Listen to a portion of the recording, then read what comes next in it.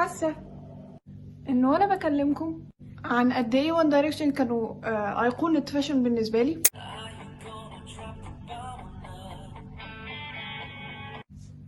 قد اكون اختصرت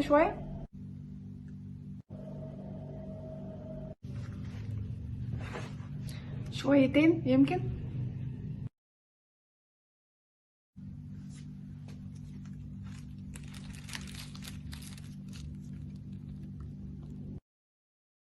One, two, three, four. Oh, you're doing this one?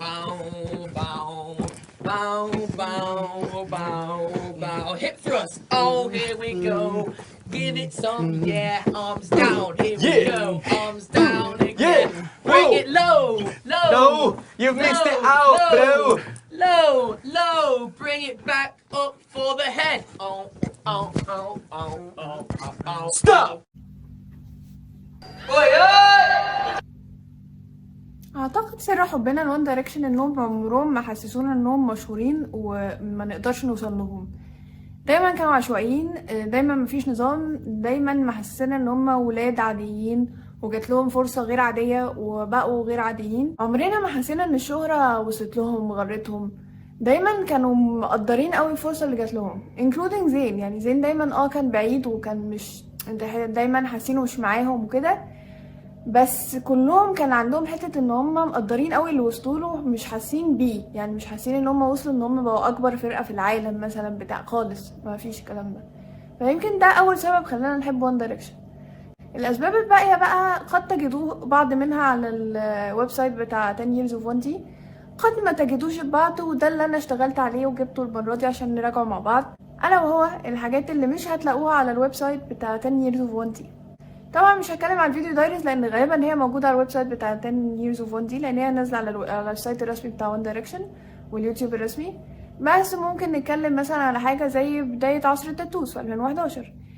هي بدات بالبتاع العلامه اللي عامله كده اللي على ايد زين، وبعدين والتر اللي كان حاططها هنا، وبعدين حصل بقى ان كلهم تموا 18 سنة وبدأ عصر التاتوهات، وبدأوا يتعاملوا مع جسمهم على انه خريطة رسم او كراسة رسم، وبدأت التاتوهات توصل من هنا لهنا. زين عنده تاتوهات هنا دلوقتي، الا نايل حبيبي طبعا ما بيعملش الحاجات دي، مش بيشترك معاهم في الحلقات دي. وقت ما كان هيعمل تاتو في جيمس كوردن كان هيعيط، واقف متوتر وبتاع، وجت فعلا الحمد لله، عشان لو كانت جت فيه اكيد كان هيلبسها لحد تاني، ما كانش هيعمل اول تاتو في حياته وليت نايل شو يعني. ملامبي بتاعت زين.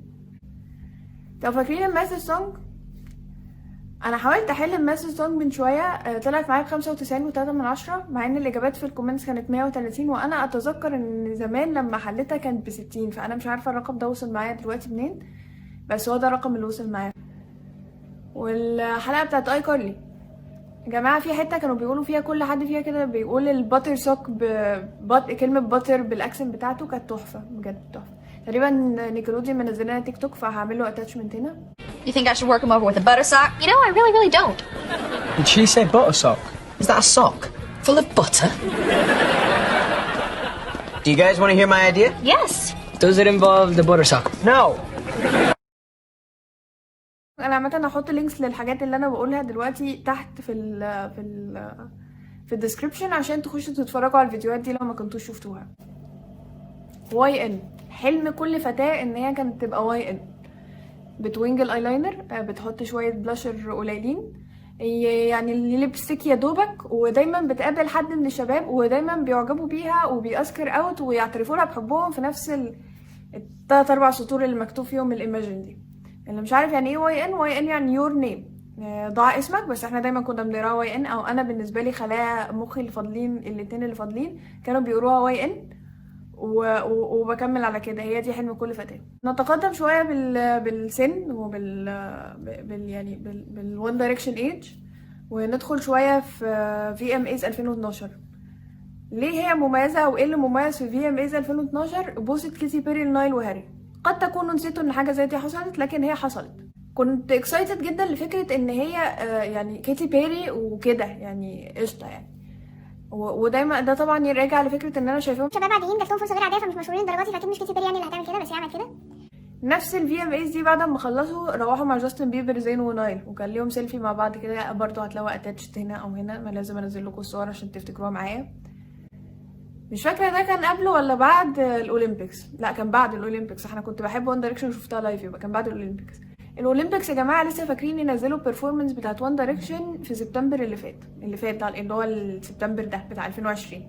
نزلت على الويب سايت، عامل لها اتاتشمنت تحت طبعا عشان انا بحب احط ريفرنس لكل حاجه انا بقولها.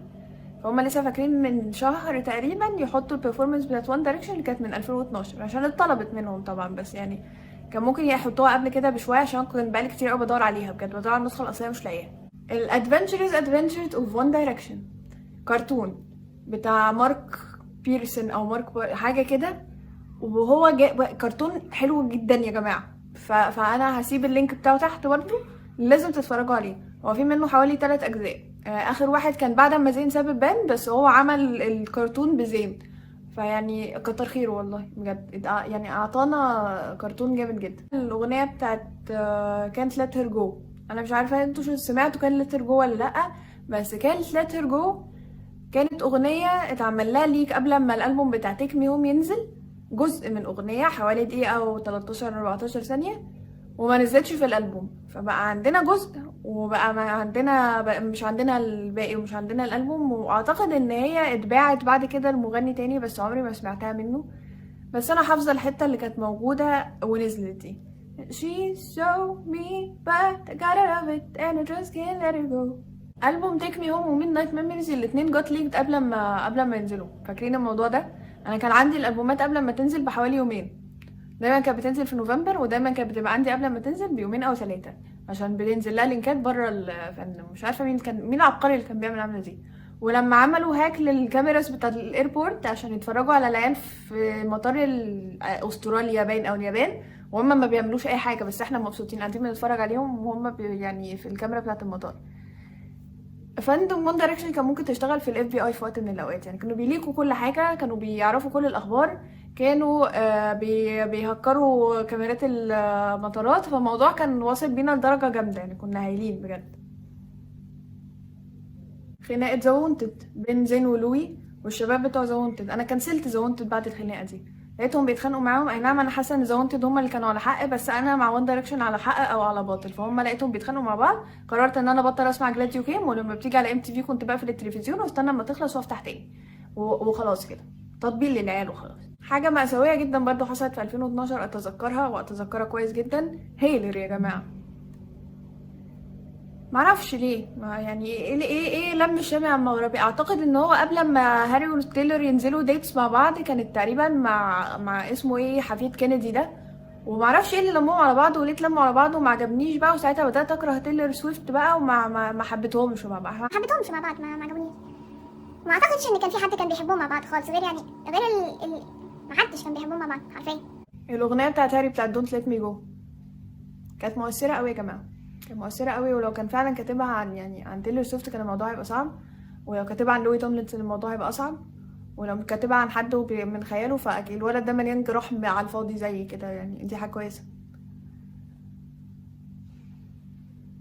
لما هاري كتب لاريانا just a little bit of your heart، اللي هو ده انت فيك احاسيس ومشاعر اكتر من دونت ليت مي جو بقى، لا ده انت تسمعنا سولو البومز بتاعتك، وطلع فعلا عنده احاسيس ومشاعر اكتر من كده بكتير. هيلر كان اخر حدث اتذكره في 2012. اتذكر في 2013 في الفي ام ايز بقى لما تايلور سويفت طلعت تستلم جايزه على الالبوم بتاع ريد او الاغنيه بتاعت A New Trouble، وراحوا جايبين هاري وهو بيتفرج عليها بقى. اكتر حاجه دارك هاري شفتها من هاري بجد، اكتر موقف تحس فيه نظرته كان اللي هو لا انت فيك فعلا بوتنشال الفان فيكس الدارك دي، ده يعني يجي منك. ونفس الفي ام ايز دي معرفش كان في برتقانه وكان في ريانا قدامه وساب يعني، وكان في ليدي جاجا، وكان في الفي ام ايز دي كانت وايلد جدا بالنسبه لكله، بالنسبه لمايلي سايرس، بالنسبه لوان دايركشن، بالنسبه لكل حاجه بجد. صح، بمناسبه 2012 فاكرين لما جينا نبريك الريكورد بتاع فيفو؟ جماعه احنا كسرنا الريكورد بتاع فيفو بليف وال وريونج. جت مايلي سايرس نزلت وي كانت ستوب، راحت كسره الفيفو ريكورد بتاعنا. راحوا بعد كده حاولنا كذا مره في كيسيو ومش عارف ايه ما نفعتش، وجينا رحنا كاسرين الفيفو ريكورد تاني في بيست سونج ايفر، فراحت مايلي سايرس قلعت لنا في راكينج بولز، فراحت كسره فيفو. من ساعتها بقى خلاص ما كنش عندنا يعني فيفو ريكوردز نكسرها تاني. اهم حاجه ريفرش نوت ريبلاي. ببقى عايزه الناس تبقى ديديكيتد ليا للدرجات اللي هو يخشوا يعملوا ريفرش للفيديوهات بتاعتي عشان اجيب الساعات بتاعه المشاهده واعمل فلوس بقى والجو ده، بس الموضوع صعب قوي. ميوزك فيديو بتاع بيست سونج ايفر كان شيء هايل بجد. كنت حافظه الكوريوجرافي انا وصاحبتي وبنرقصها مع بعض، بس للاسف انا مش لاقيه الفيديو. السكتشز اللي كانوا عاملينها كانت هايله. زين وهو فيرونيكا كان هايل جدا، كان مزه يعني مزه بجد. وهاري وهو مارسيل لما كانوا بيعملوا عنه دايما فان فيكس اللي هو ياسك يو اوت فور بروم فتقبليه مع انه هو نيرد، وبعدين تروح هناك تلاقيه هاري بقى، والموضوع كان صعب بجد. الحته بتاعت ليام اللي هي بتاعت stay with me cause I'm quick 5 6 7 8 and 9 for the shimmy and Zayn do pirouette and Louis do the splits and Zayn do pirouette and Liam you stay exactly where you are cause you are perfect. كان جامد برضه. كوميدي الولد. الفيلم بتاع This Is Us كنت بتفرج عليه من يومين. تينيج ديد باج، الحته اللي هم بيعملوا فيها كده دي وكده دي ويطلعوا كانهم سوبر هيروز بتبهرني كل مره، بتقتلني، بتغسلني من جوه بجد. عارفين ايه اللي غسلني من جوه؟ ايه دايما اللي كان بيقهرني في حياتي؟ ان رايا عملت انترفيو لوان دايركشن. كان شيء ايكونيك جدا ان رايا تعمل انترفيو لوان دايركشن. كنا كلنا بنتجنن على تويتر بقى وبلوينج اب المنشنز. مش عارفه الانسان ممكن يبقى محظوظ اكتر من كده يعني، محققه احلامي مقفلاها، بتشتغل مذيعه، متجوزه راجل ايطالي، وبتعمل انترفيو لوان دايركشن. يعني ممكن تعمل ايه تاني عشان تبقى الجولز بتاعتي؟ يعني مش عارفه. انا مش عارفه. لما اخدوا 5 seconds of summer on tour وبصراحه يعني عرفت الشباب وحبيتهم قوي من هناك بجد. وقعدت اسمع لهم بعد ما وان دايركشن سابوا بعض فتره. اخر حاجه سمعتها كانت يونج بلاد تقريبا، بس يعني لا حبيتهم. وفكره بس كان بيضايقني جدا فكره ان في فانز في وقت اللي 5 seconds of summer جم فيه مع وان دايركشن بداوا يسيبوا الفاندم بتاعت وان دايركشن ويروحوا ل 5 seconds of summer ويهيت على وان دايركشن. لوك كان عامل لي فولو على تويتر يا جماعه، بحبه قوي بجد. تحسوني التايب بتاع شباب شعرها اصفر وعينيها زرقاء وبيض كده، يعني حاجه صعبه. الوان دي داي ده حاجه ما ينفعش ننساها. انا طبقت اليوم ده يا جماعه، انا طبقت يعني. هو كان ايرنج في لوس انجلس، الفرق بيننا وبينهم باين اكتر من 10 ساعات، وانا كنت مطبقه وقاعده بتفرج عليهم. بس كملت قبل يعني ما لحقتش زوي، من اول ما بداوا زوي، وبعد كده ما شفتش. انا شفت لحد ما نايل صبغ شعره ليلك، وفضلت سهرانه كانت الساعه 5 الصبح لحد ما شفت شعر نايل وهو ليلك، وبعدين دخلت انام. خلاص انا كده ارتحت، شفت الحاجه اللي انا كنت عايزه اشوفها. وما رحتش المدرسه تاني يوم. بس ستر ربنا ومن رضاها عني بابا ما جاش قبل ما انام، عشان لو كان جه قبل ما انام كنت اتنفخت. انا كنت اتنفخت. وطبعا من الحاجات المبهره جدا في اليوم ده كانت الاغنيه بتاعت توك ديرتي تو مي، يعني كانت هايله. وفي جماعه من الحاجات اللي انا استغربتها قوي ساعتها ان اسمها ايه، كايا جربر الموديل بتاعت دلوقتي دي، كانت في الوان دي عندها 12 سنه وكانوا يعني بيحتضنوها كده، وكانت طفله قد كده، ودلوقتي بقت موديل ما شاء الله. كبرت بتاكلوا ايه يا جماعه عشان توصلوا كده؟ يعني اعتقد من ساعتها لحد دلوقتي ما اتغيرش فيها حاجات كتير يعني. ومش مقتنعه ان انا كبرت اصلا يعني. انا كنت دايما بتفرج على وان دايركشن بيكبروا واقعد اقول كبروا، وانسى ان انا كمان كبرت معاهم. يعني هم كبروا زاد عندهم 7 سنين، وانا كمان زاد نفس ال7 سنين، بس انا مش حاساهم، مش شايفاهم فيا، شايفاهم فيهم هم. بيبي لوكس بنت لو تيزديل اللي كانت الستايلست بتاعتهم، لقيتها على تيك توك من فتره ولقيت البنت كبرت ما شاء الله. يعني البنت كانت بيبي لوكس وبقت يعني doing moves like Beyonce. Yeah, I said I'm pregnant, get the child support and pay my rent, you're بالنسبه لي انا ما بتدخلش زي يعني تعديش من هنا. مش منطقي ان هي تبقى كبرت. انا مش يا جماعه، انا مش مقتنعه ان هم كبروا من بعد ما سابوا يعني ما اخدوا الاجازه. يعني هم المفروض اخدوا اجازه وما كبروش من ساعتها. خلاص هم ثبتوا على السن ده، هيرجعوا تاني عندهم 23 سنه. مش هينفع بقى يرجعوا عندهم 30 31 سنه والجو اللي احنا داخلين عليه.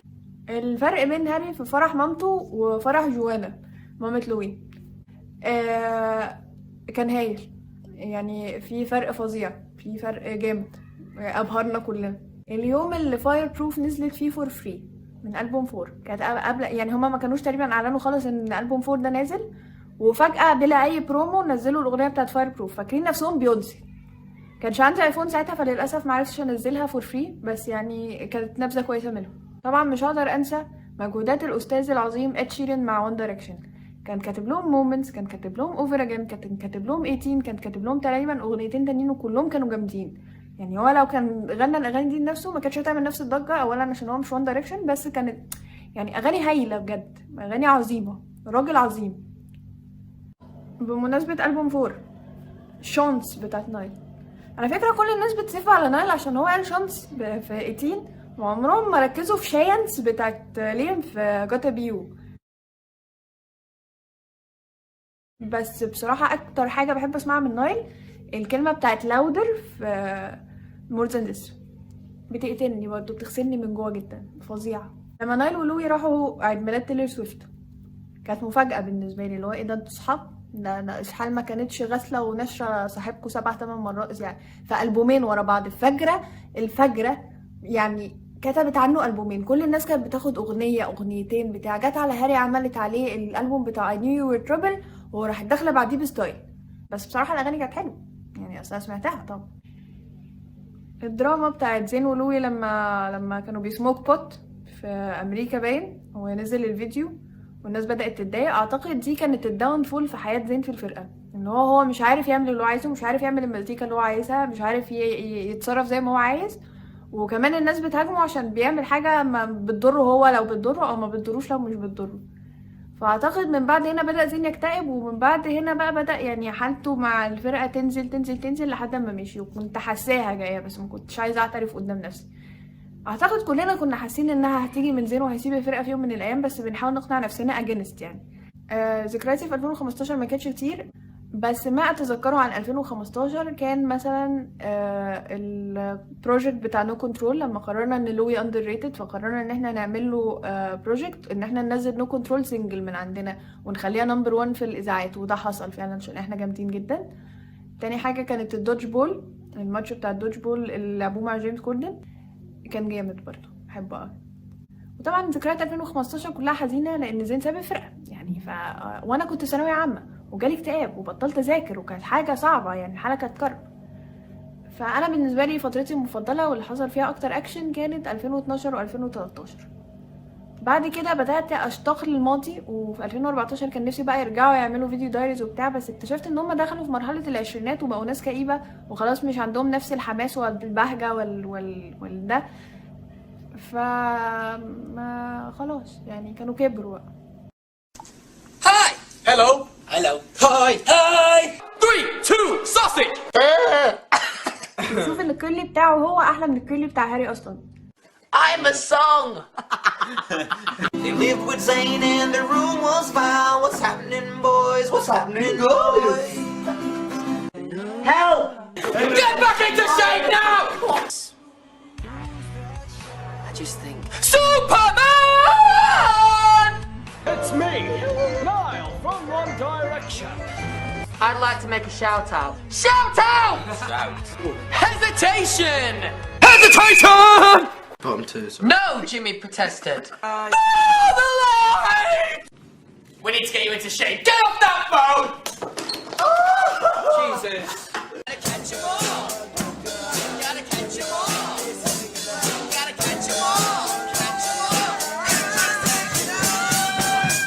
فعلا دي اصدقائي تجميع ذكرياتي مع ون دايركشن، تجميعة كبيرة. انا لحد دلوقتي ملاحظة ان انا سجلت اكتر من 27 دقيقة، اكيد ده مش هينزل على يوتيوب، احتمال تحسوا ان في حاجات شكلها اختلف وكده يعني. حاولوا انتوا عارفين ان انا بعمل فيديوهات هاند ميد، فالموضوع مش جديد عليكم، احنا بقينا خلاص عايزوا واستنوني في الحلقة القادمة عن وان دايركشن تاني، او مش عن وان دايركشن يعني، على حسب. لو لحقت اعمل التشالنج هعمله، لو ما لحقتش هعمل لكم الانبوبيلر اوبينيونز. لو جات لي فكره تانية في النص، انتوا عارفين ان انا عشوائيه فبحب انزل الافكار اللي بتجيلي في النص وبعدين ارجع اكمل السيريز بتاعتي. anyways هيبقوا دول على بعض بلاي ليست لوان دايركشن بس، عشان اي حد عايز يقعد يسترجع ذكريات ويعيط معايا ويعمل الحاجات دي كلها. وفي نهايه الحلقه ما تنسوش تعملوا لايك وشير وسبسكرايب، وبحبكم كلكم.